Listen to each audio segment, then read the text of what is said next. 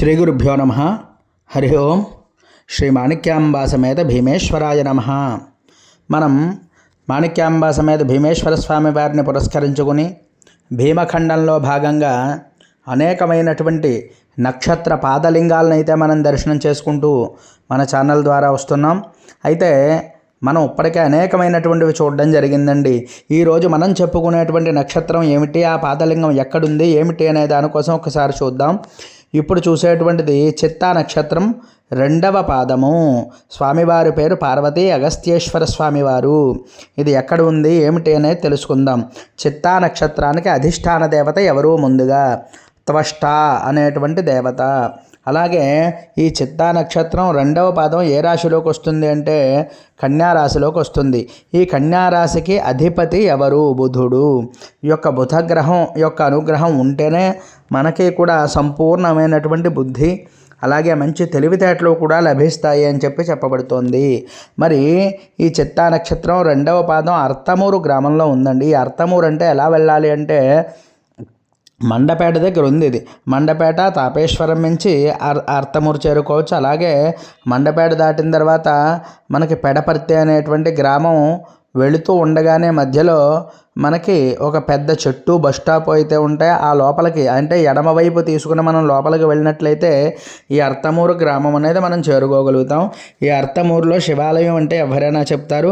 అక్కడికి వెళ్ళినట్లయితే మనకి ఈ యొక్క అగస్త్యేశ్వర స్వామివారి దేవాలయం అయితే దర్శనం అవుతుందండి. ఇక్కడ స్వామివారిని ముందుగా వ్యాసుల వారు కూడా అర్చన చేశారు. అలాగే ఎంతోమంది మహర్షులు కూడా ఇక్కడ చక్కగా చేయడం జరిగింది అర్చన అభిషేక కార్యక్రమాలన్నీ కూడా. మరి ఈ స్వామివారిని ఎవరైతే దర్శనం చేసుకుంటారో అలాగే అర్చన చేసుకుంటారో వారందరికీ కూడా సంపూర్ణమైనటువంటి తెలివితేటలు అయితే లభిస్తాయండి స్వామివారికి. ఎందువల్ల అంటే ఇది బుధక్షేత్రం కాబట్టి వ్యాపారం అది కూడా అభివృద్ధిగా ఉండాలన్నా సరే ఈ యొక్క చిత్తా నక్షత్ర జాతకులు 2వ పాదం వారు ఖచ్చితంగా దర్శనం చేసుకోవలసినటువంటి దేవాలయం ఏది అంటే మరి పార్వతీ అగస్త్యేశ్వర స్వామివారి దేవాలయం మనం తప్పకుండా దర్శనం అయితే చేసుకోవాలి. అలాగే చిత్తా నక్షత్రం వారు 1వ పాదం అలాగే 3, 4 పాదాల వారు కూడా అంటే 2వ పాదం ఇప్పుడు చేశాం కాబట్టి ఆ 4 పాదాల వారు కూడా తప్పకుండా 4 దర్శనం చేసుకోవాలి. ఇది కూడా చేసుకుని ఒక్కసారి ఆ స్వామివారిని నమస్కారం చేసుకున్నట్లయితే మనకి నక్షత్ర దేవత యొక్క అనుగ్రహం కలుగుతుంది. అలాగే రాశ్యాధిపతి అయినటువంటి మనకి బుధుడి యొక్క అనుగ్రహం కూడా కలుగుతుంది. వీలైతే తప్పకుండా వెళ్ళి దర్శనం చేసుకోండి.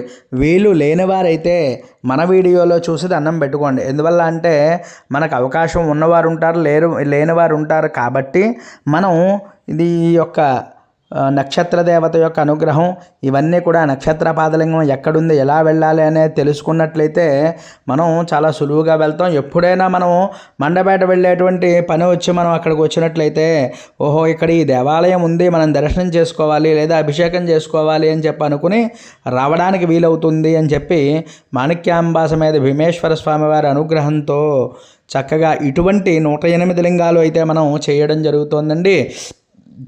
మరి ఇదంతా కూడా మనకి స్వామివారి యొక్క అనుగ్రహం తప్ప మరి ఏమీ లేదు. అందువల్ల మీరు కూడా పంచాక్షరి జపం చేసుకోండి.